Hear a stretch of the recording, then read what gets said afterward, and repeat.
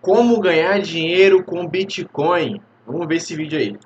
A conversa também com o Paulo Guedes, e a gente chegou a um momento que a gente comentou sobre criptomoedas, cara. Uhum. Essas criptomoedas lá, Bitcoin, por exemplo, hoje tem algum impacto nas coisas, sei lá, no mercado, Cara, tem vários impactos. Não sei nem por onde. Já que tá falando de energia, vou começar por aí. Tá. Até outro dia, e hoje ainda o mercado como um todo é muito importante, um dos grandes problemas que a gente tem é que a mineração da criptomoeda é ultra intensiva em gasto de energia. Então, só a mineração de criptomoeda dá mais consumo de energia do que a Argentina inteira, por exemplo. Nossa. Agora, teve uma mudança importante feita agora no Ethereum, que foi exatamente mudar a forma do que é o processo de mineração não vou entrar na questão técnica disso aqui, mas o resultado prático é o seguinte: eles reduzirem em 99% o consumo de energia, porque eles estão tomando muita porrada. Falando, não, vocês são inovadores, diferentes. Cara, vocês estão acabando com o planeta. Que raio de inovação é essa? Eles falaram, não, está resolvido. Então, impacta o mercado de energia. Segunda coisa, impacta outras coisas, tá? Vou te dar um outro exemplo. Impacta isso aqui, por exemplo, teve um impacto gigantesco no valor de mercado da Nvidia, que é a quinta maior empresa do mundo. Por quê? Porque esses caras estavam vendendo computador feito uns malucos para esses caras de mineração. Quando caiu essa demanda gigante para essa coisa de mineração, a venda dos caras despenca. Para dar um exemplo de como isso mexe no mercado. Comprar placa de vídeo no início desse ano foi loucura. Você queria montar um PCzinho game para poder jogar o seu League of Legends, jogar o seu Dota, jogar qualquer outro tipo de jogo, mas não conseguia, filho. A placazinha simples estava 3K. Mercado. Mas pegando o impacto mais direto das criptomoedas, elas são mexidas pelo mercado. Então, por exemplo, sobe juros, criptomoeda cai. Por que criptomoeda cai? Porque criptomoeda não paga juros em geral. Então, o que acontece? Se eu deixo o meu dinheiro em real, eu ganho 2%, vou fazer uma fezinha na cripto. Se eu ganho 14%, já não sei não. Isso vale no mundo inteiro porque está subindo os juros no mundo inteiro. Para te dar um exemplo, tem um monte de outros movimentos que mexem com o mercado de criptomoeda. Então, por exemplo, se eu tiver correto naquele movimento que eu falei de alta global de inflação e de juros, isso vai impactar pesadamente a longo prazo o mercado de criptomoeda negativamente. Tem outras coisas acontecendo que são ultra favoráveis ao mercado de criptomoeda. Então tem um monte de questão, porque, por exemplo, a alta da inflação significa que o valor das moedas tradicionais cai. Como é que você se protege se a inflação está crescendo e aquela moeda está comprando menos, com uma moeda que compra a mesma coisa? É uma moeda que tem uma oferta praticamente constante, ou um crescimento muito baixo, que são as criptos. Essa foi a lógica do surgimento das criptos. E estou lembrando aqui de uma história de... Cara, acho que essa vale contar. Quando surgiu o Bitcoin, assim que surgiu, eu acompanhei, vi, achei que fazia um tremendo sentido, porque a lógica era: crise de 2008 nos Estados Unidos e na Europa, economias lá afundando. Como é que você defende uma economia que está afundando? Dá muito estímulo. Como? O governo gasta como nunca e baixa juros. Eu achava que era para zero, eles baixaram para negativo, né? Juro negativo, para quem não sabe, é o seguinte: você paga para quem toma dinheiro emprestado. Isso aqui foi realidade no mundo até outro dia. Ah, mas por que você entrega tudo que você sabe de graça? Porque a maior parte das pessoas, mesmo entregando de graça... No Japão ainda é, mas hoje o Japão é exceção, mas até outro dia era... Cara, Estados Unidos e Europa era muito comum. Por que isso aqui é importante? Porque com esse processo que eu sabia que eles iam colocar um monte de dinheiro no mundo, fala, o valor do dinheiro tem que cair. O dólar vai valer menos, o euro, o ien, a libra esterlina, o franco suíço. Mas aí você coloca o dinheiro onde? Bom, metal precioso, sei lá, terras, imóveis. E aí surgiu um tal de um Satoshi Nakashima, que ninguém sabia quem era, se existia, como é que era, como ideia. Nakamoto. É o meu maluco que vai criar essa moeda. E eu falei, cara, faz todo o sentido do mundo. Cheguei a pensar em comprar lá atrás, custava centavos. Foi lançado a 1 centavo. Eu peguei bem no começo. E no determinado momento eu falei, cara, vou colocar $100 nessa brincadeira. Tá bilionário hoje. Pois é, bom, o fato de eu estar sentado aqui, que horas são aqui agora? Às 9h30 da noite, te fala que eu não fiz. E a parte mais engraçada, cara, é por que eu não fiz. Porque eu falei, cara, só tem um problema, isso tudo tem cara de golpe. Porque ninguém sabe que esse cara vai sumir com a minha grana, não vai acontecer nada, e eu vou me sentir o maior idiota, porque eu tô vendo, a tese faz todo sentido, mas, cara, todo bom golpe tem uma tese por trás que faz sentido, que é bonita, porque senão ninguém cai no golpe. Falei, cara, isso aqui tem pinta de golpe, eu não quero me sentir idiota, não vou colocar esses $100 porque eu vou perder esses $100. Imagina se eu me sinto um idiota hoje de não ter feito. Cara. Mas enfim, essa é a história do coisa do cripto. Assim, no começo, quando começava-se a falar disso daí, eu achava uma viagem, um troço que, sei lá, pô, isso daí é o quê? Videogame? Alguma coisa nesse sentido? Não, pra mim no começo a lógica, porque a lógica era, cara, a gente vai... Lembra aquela papo que eu falei da oferta e da demanda? O grande ponto é, a oferta das outras moedas ia crescer, portanto o valor delas tinha que cair. A oferta da criptomoeda, pelas leis de mineração, ela tem uma oferta determinada. Então, se essa não vai crescer, das outras vai, o valor da criptomoeda em relação às outras moedas tem que subir. Então, fazia todo sentido. Desde o começo, para mim, aquele negócio fechava. Só que, como eu não sabia como é que era, como é que estava por trás, quem era, essa parte me pareceu, cara, um cara teve uma ideia brilhante e vai sumir com essa grana. Entendi. Sabe o que eu acho da hora? Coisa que, aliás, depois aconteceram com outras criptos, não com o Bitcoin, mas teve um monte de cara que fez exatamente isso, né? O que eu acho maneiro do Bitcoin, cara, é não necessariamente a moeda em si para você fazer um trade. Até porque quando eu fiz o trade eu perdi dinheiro. Mas a tecnologia que está por trás é tipo aquilo que pode, de fato, ser a nova disrupção no mundo, assim mesmo. Isso está em caminho né? Que é o blockchain. Então, isso inclusive é um desafio para os governos, né, Ricardo? Que é uma das coisas que me... Lembrando, se você quer aprender a como investir, como trabalhar com esse lance de Bitcoin, de criptomoedas, eu vou deixar aqui embaixo um vídeo que pode te mostrar como você vai ganhar dinheiro com Bitcoin. O primeiro link aqui embaixo aqui vai te direcionar para isso. Faz pensar... Então, minha tese é a respeito de cripto, tá? Tem dois lados. Primeiro, elas continuam fazendo sentido, vai continuar a ter mais emissão de moeda, o que significa que com os enormes zigs e zags que o mercado de cripto tem e continuará a ter, a tendência a longo prazo deveria ser de alta. Por outro lado, tem uma coisa que me preocupa demais nas criptos, que é quem perde com as criptos?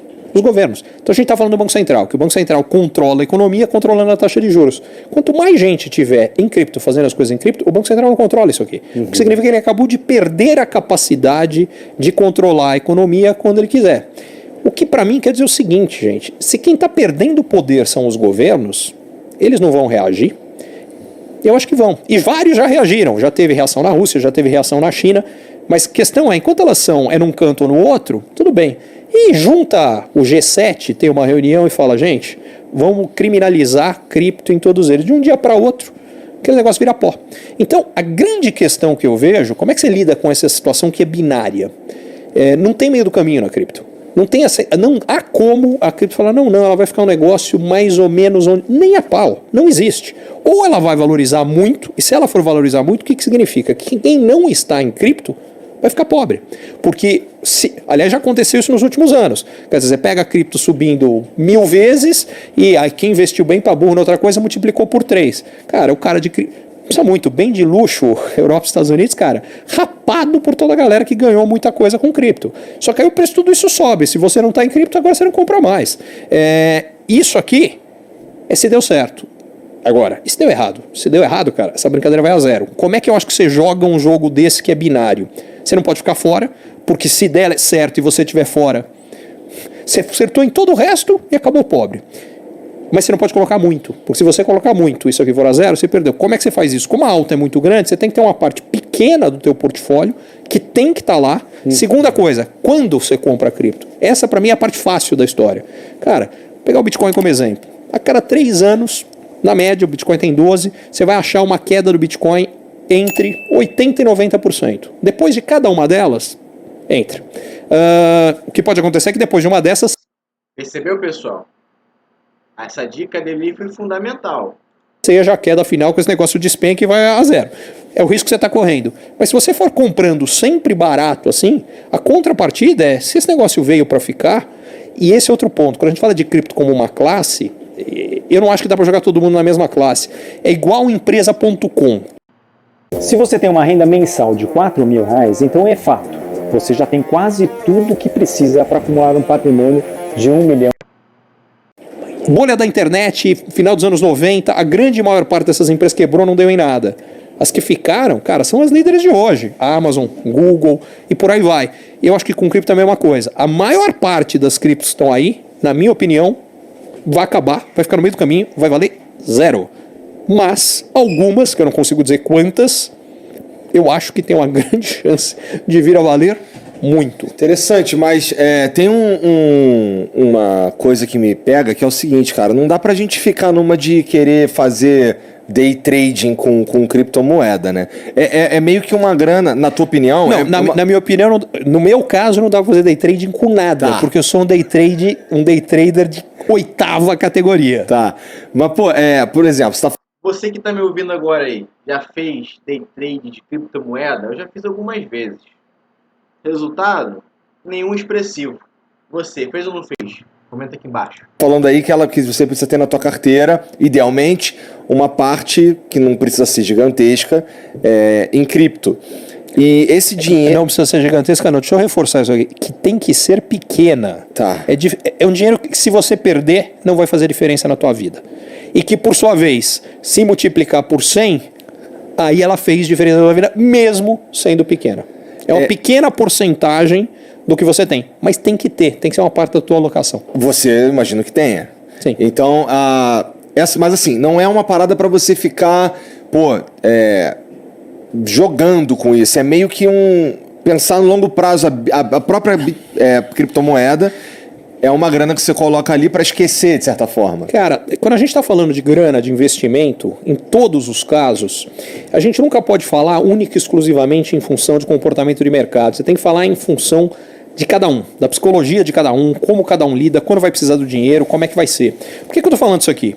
Porque o que pode ser um tremendo investimento... Eu sou um cara de longo prazo, eu penso a longuíssimo prazo, eu consigo prever a médio e longo prazo, eu não consigo prever a curto. Então não adianta eu conversar a curto, que eu vou perder dinheiro, não sei fazer. E por outro lado, no longo prazo eu opero muito bem. Isso não é verdade para todo mundo.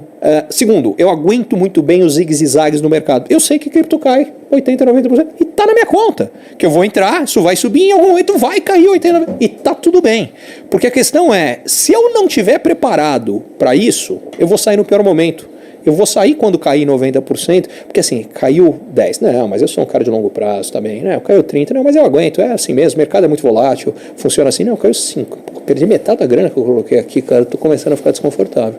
Mas eu sou firme, eu vou segurar. Eu lembro, eu falei que eu era de longo prazo, eu vou entrar nessa.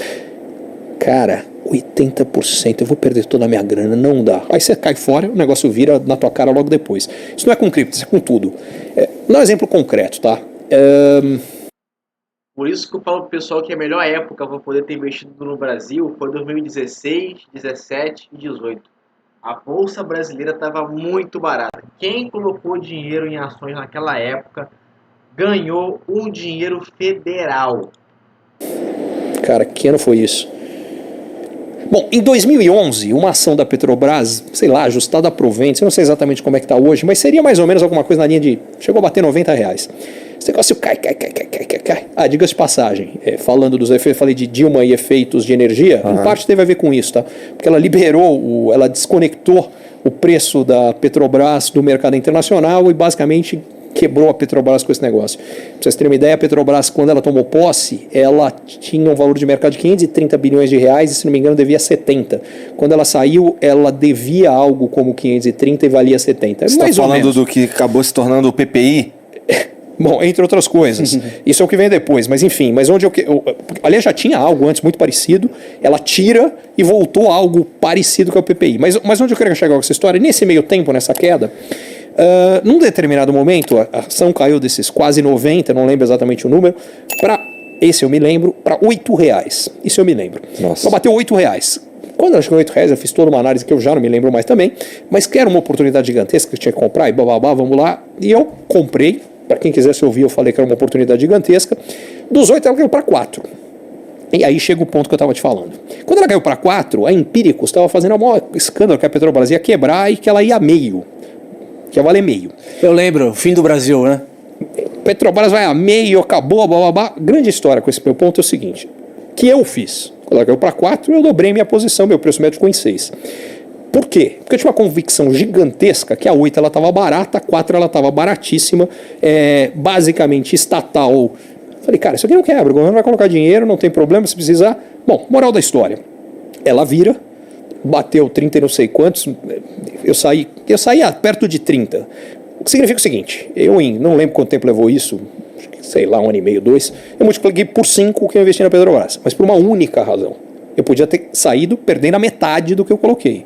A única coisa que impediu isso de acontecer é a convicção que eu tinha. E aí chega no meu ponto. Cada mercado está apropriado para o quanto você conhece do mercado, quanto você se sente seguro com ele, quanto você entende como ele funciona, qual é o teu prazo de investimento, quanto risco você aguenta. Risco é uma palavra bacana, todo mundo falou, não, eu sou firme, eu aguento isso. Quando está indo para cima. A pergunta é, quanto você está disposto a ver aquele número na tua conta cair sem panicar? E isso, bicho, na prática, as pessoas só descobrem na real quando acontece. Exatamente, pessoal. Então é isso. Se você quer investir em criptomoeda, aqui embaixo vai estar o link para você aprender a como fazer isso hoje mesmo. E aí, já está bem posicionado, porque se isso daí multiplicar por 100, vai ter muita gente surfando no mundo cripto aí.